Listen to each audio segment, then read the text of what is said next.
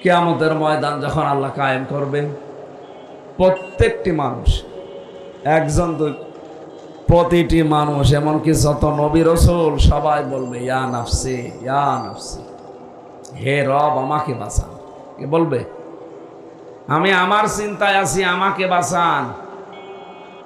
যেদিকে তাকাবে মানুষ সেই দিকে শুধু এই আওয়াজ শুনতে পারবে যে আমাকে বাঁচান, আমাকে বাঁচান। হঠাৎ করে বিশাল ওই কিয়ামতের ময়দানের এক পাশ থেকে আওয়াজ আসবে, রব্বি হাবলি উম্মতি। তিনি বলবেন না যে আমাকে বাঁচান, তিনি বলবেন আমার উম্মতকে বাঁচান। কোন উম্মত? যে উম্মত বিনা ভোটে নির্বাচন করে 15 বছর থাকে না, এটা তো উম্মতই না। কেন বললাম বলেন তো? ওরা যে উম্মত না, শুধু বিনা ভোটে নির্বাচন করে ওনারা 15 বছর আছে এই জন্য উম্মত না, তা না।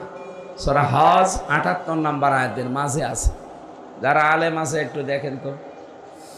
আল্লাহ পাক বলেন, হুয়া জিতাবাকুম ওয়া মা জাআলা আলাইকুম ফিদ-দীনি মিন হারাজ। ইয়াদের প্রথম শব্দ হুয়া জিতাবাকুম। এ জিতেবা মানে নির্বাচিত করা। কি করা? বলেন না কেন? বগুড়াবাসী নির্বাচিত করা হয় যে পদ্ধতিতে, ওই পদ্ধতির বাংলা নাম নির্বাচন। কি? এটা ক্লাস চলছে, ওনারা ক্লাস নেয় ওনাদের ছাত্র ছাত্রীদের মাঝে, আর আমার ছাত্র ছাত্রী এই আমার 12 বাপের 13 ছেলে বসা বসে আছে, এক একটা এক এক রকম। নির্বাচিত করা হয় যে পদ্ধতির মাধ্যমে। এখানে যদি পাগলকেও জিজ্ঞাসা করেন, সেও বলবে সেই পদ্ধতির নাম নির্বাচন। একটা বিবেক সম্পন্ন মানুষকে যদি বলেন এই 15.5 বছরে কোনো নির্বাচন এই দেশে হয়েছে, ও পাগলেও বলবে হয়নি। শয়তানকেও যদি বলেন, ও বলবে হয়নি। শয়তানকে জিজ্ঞাসা করে দেখেন। এখন প্রশ্ন আসতে পারে, শয়তান পাবো কোথায়? হ্যাঁ, আমি একটা একটা করে কয়েকটা বলছি, গুনাগুন দেখেন তো শয়তান আছে কিনা।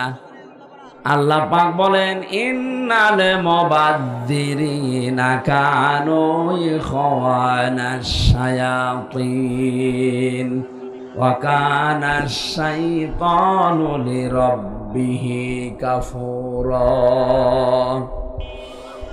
আপনি নামাজ পড়েন না, শয়তানের ভাই, এ কথা কোরআন হাদিসে নেই। রোজা রাখেন না, শয়তানের ভাই, এ কথা কোরআন হাদিসে নেই। আপনি পর্দা করেন না, শয়তানের ভাই, এ কথা কোরআন হাদিসে পাইনি। কিন্তু কেউ যদি অপচয় করে, সে শয়তানের ভাই। এ ঘোষণা কার? আল্লাহ। সূরা বনী ইসরাঈলে আছে। শয়তানের ভাই কি হয়? শয়তান। আমি যেমন মানুষ, আমার ভাই যে হবে সেও মানুষ হবে। কথা বলেন না কেন? শয়তান যে হবে, শয়তানের ভাই হলেও সে শয়তানি হবে। দেখেন তো কত বড় ঘোষণা আল্লাহর। যারা অপচয় করে এরা সাধারণ মানুষ না, এরা শয়তানের ভাই। তাহলে যারা অপচয় করে আপনি দেখতে পান না তাদেরকে। শয়তান যদি জীবনে না দেখে থাকেন, অপচয়কারী দেখলেই বুঝবেন যে শয়তান এইটাই। 2 নম্বরে, এ পৃথিবীতে শয়তান সবসময় যৌনতা ছড়াতে ভালোবাসে। ওর কাছে লজ্জা স্থান খুব মায়া মহব্বতের জিনিস। এই জন্য নবীজি শিখিয়েছেন, যখনই টয়লেটে কাজ সারার জন্য উলঙ্গ হবে, সঙ্গে সঙ্গে তোমাকে বলা লাগবে, আল্লাহুম্মা ইন্নী আউযু বিকা মিনাল খুবুসি ওয়াল খাবাইস। যত রকমের দুষ্ট জিন আর পরি আছে, সবার থেকে আল্লাহ তোমার আশ্রয় চাই। বিশ্বনবী জানিয়েছেন, দোয়া পড়ে যদি কেউ বাম পা দিয়ে বসে, শয়তানের চোখের উপরে পর্দা পড়ে যায়। অথচ এখানে কত মুরব্বী মানুষ বসে আছে, জীবনেও এ দোয়া পড়িনি। কথা বলছে না কেন? বের হওয়ার সময় আপনি যখন বলেন গফরানাক, হে আল্লাহ আমি ক্ষমা চাচ্ছি, কারণ এই যে 8-10 মিনিট 15 মিনিট আমি টয়লেটে বসেছিলাম, আমি তোমার কাছে ক্ষমা চাইতে পারিনি। দয়া করে মেহেরবানি করে তুমি আমারে ক্ষমা করে দাও। আলহামদুলিল্লাহিল্লাযী আযহাবা আন্নিল আযা ওয়া আফানি।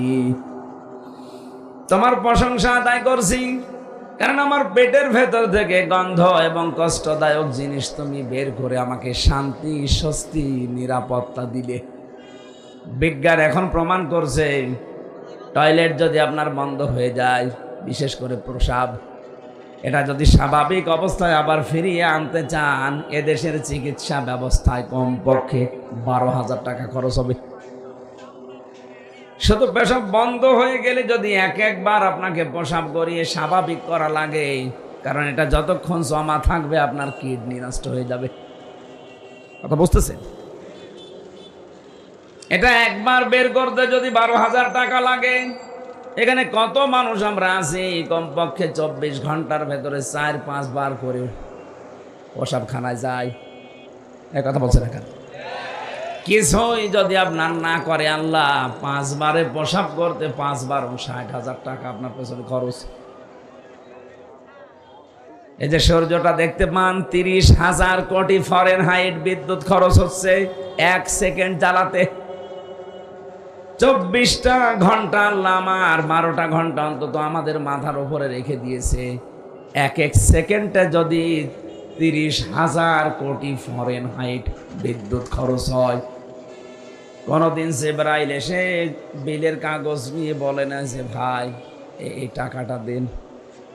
বলেছি আমাদের যে মেজাজ, আমার মনে হয় কোনো বাড়িতে যদি জিবরাইল যে বলতো এই যে বিলের কাগজ, যে কাপড় শুকিয়েছেন, এই কাপড় শুকানোর বিল, আমার মনে হয় জিবরাইল আরশ পর্যন্ত যাওয়ার আগেই মার্ডার হয়ে যাবে।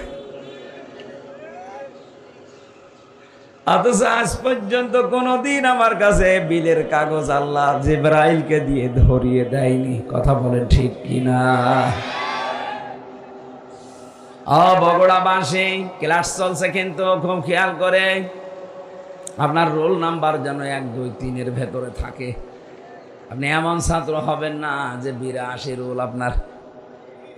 এক ছাত্র এসে প্রিন্সিপালের কাছে বলছে, স্যার হয় ছুটি দেন, নাই আমি গেলাম।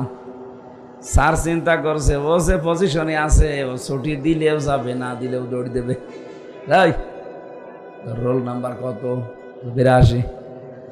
82 রোল। ছেলে মেয়ে কয়টা ক্লাসে? 82টা। 82টা ছেলে মেয়ে, ওর রোল নাম্বার 82। ও খুব ভালো ছাত্র। বলেন বলেন, ও জীবনের কোনো উদ্দেশ্য আছে? শুধু আসে আর পালিয়ে চলে যায়। আপনি ওই রকম ভাবে না, 1, 2, 3-এর মতো রোল নাম্বার যারা, তারা যেভাবে অ্যাক্টিভ ভাবে কান খাড়া করে বিষয়গুলো শুনে, ওগুলো শুনে হজম করার চেষ্টা চালান। এবার শয়তান আমরা অনেকেই মনে করি দেখতে পাই না যে মানুষগুলো যৌনতা ছড়াতে ভালোবাসে, আপনি বিশ্বাস করে নিতে পারেন ওইটাই শয়তান। ফিল্মে যারা কাজ করছে বলেন তো, এ মানুষগুলো যৌনতা ছড়ানো ছাড়া কি আছে তাদের এই সিনেমাতে? আগেকার সিনেমাগুলো মানুষ দেখতো আর শিক্ষা নিত আর কান্নাকাটি করতো, যে কোনো একটা বিষয় তারা তুলে ধরতো। আর এখন সিনেমা শুরুই হয় যৌনতা দিয়ে, শেষ হয় ধর্ষণ দিয়ে।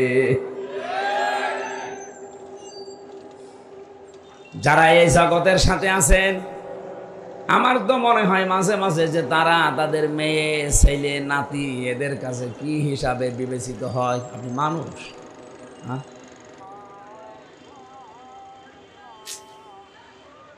এই কাজগুলো যারা করছে, আমি দেখতে পাচ্ছি গোপন একটা ষড়যন্ত্র করে এই মানুষগুলোকে আজ সামনে নিয়ে আসা হচ্ছে। আজকে একটা হিন্দু মহিলা স্ট্যাটাস দিয়েছে, ওর নাম আমি নিতে ঘৃণা করি, নাম নিলাম না, কুষ্টিয়াতে বাড়ি, না নামটা বলার দরকার নেই। এই মহিলা ঘোষণা দিয়েছে, আপনারা দেখবেন কয়েকদিনের পরে সমকামিতা আনার জন্য নিজেরাই আন্দোলন করবেন। আমরা আপনার মতো অত পয়সা যাইনি, আমাদের রুচিবোধ আছে। আপনি তো মানুষ থেকে বিকৃত হয়ে গেছেন। হ্যাঁ, আল্লাহ আকর্ষণ দিয়েছে নারীর প্রতি পুরুষের, পুরুষের প্রতি নারীর। আপনি পুরা সিস্টেমই আল্লাহর পাল্টিয়ে দিয়েছেন। পুরুষে পুরুষে বিয়ে করবে, মহিলাতে মহিলায় বিয়ে করবে। বলেন নাউজুবিল্লাহ। শয়তান আছে না নেই? কোনটা আছে? এগুলো বলছি, এগুলো হযরতে আদম এবং হাওয়া জান্নাত থেকে বের হয়ে যাক, এটা শয়তানের উদ্দেশ্য ছিল না। ওর উদ্দেশ্য ছিল কি করে আদম আর হাওয়ার লজ্জা স্থান দেখা যায়। এজন্যও জান্নাতের মেন গেটে দাঁড়িয়ে ওয়াজ করেছিল, ওয়াকাসামাহুমা ইন্নী লাকুমা লামিনান নাসিহিন। হে হাওয়া, তোমার স্বামী কোথায়? তাকে বলো আমি আল্লাহর কসম দিয়ে বলছি আমি তোমাদের হিতাকাঙ্ক্ষী। আরামের জায়গায় বেশি দিন আল্লাহ তোমাদের রাখবে না। আমি গোপন ভিত্তিতে সংবাদ পেয়েছি, এখান থেকে তোমাদের আল্লাহ বের করে দেবে। হযরতে হাওয়া আলাইহিস সালাম জিজ্ঞাসা করেছিলেন কেন বের করে দেবে? কেন জানি না, তবে আমি গোপনে শুনেছি আল্লাহ বেশি দিন রাখবে না। ওই যে গাছের কাছে যাওয়া নিষেধ কেন? এইটার কারণে।